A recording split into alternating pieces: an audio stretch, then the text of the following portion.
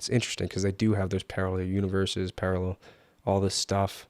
It's a really cool show. I think that show could be the longest running show in history.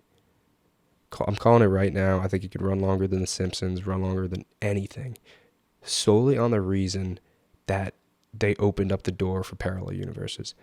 They could tell the story of Rick and Morty from I think they're the H84 or whatever they are, that Rick and Morty type. This could be their story right now. Then they could kill them off, and they could tell a story of another Rick and Morty. Like, imagine if we got the Rick and Morty from the, that weird kerfluffer, whatever, when they blew up their planet because it had the Cronenbergs.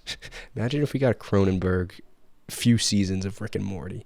Then we could get evil Rick and Morty, and we could see how that came to be in their story, and they could intertwine them all and plot, like, have them come through, and then you'd learn more about each type of Rick and Morty throughout the infinite universe. I think that would be so cool. You could tell so many stories, and you could add different people to each one, like different new characters, because it's a different universe. Different things happen. Different people are in different places.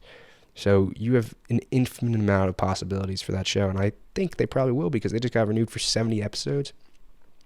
They have so much content they could do. They have so much content. I'm really looking forward to what they're doing. I really enjoyed the opening episode of season 5. I thought that was pretty good. It was a classic, like, Rick and Morty episode. Just, you don't know where it's going to end up. That was pretty funny. But the second one, it kind of felt dry. I don't know. I wasn't really into it.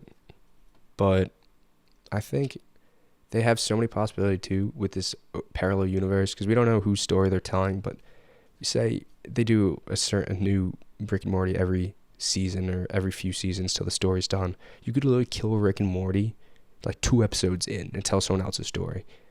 It gives you so much freedom with your characters. And it adds a bit of risk to it, because I love shows like Game of Thrones where you never know what's going to happen.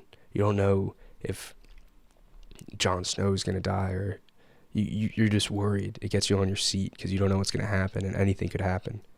But in these Marvel movies, and I know this is what they're made for, and like The Mandalorian, it's like, obviously fucking The Mandalorian's not going to die, so any situation you put him in, I know he's going to get out of it.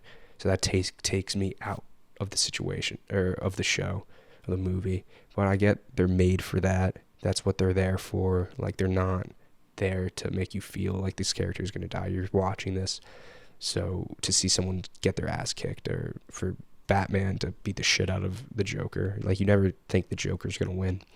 But the shows that give me the most intrigue are the ones where it's like, oh shit, anything could happen. Like, I don't know what's going to happen. I don't know if Rick's going to get out of the situation. Like, I don't know if Morty's going to get out of the situation and they just die.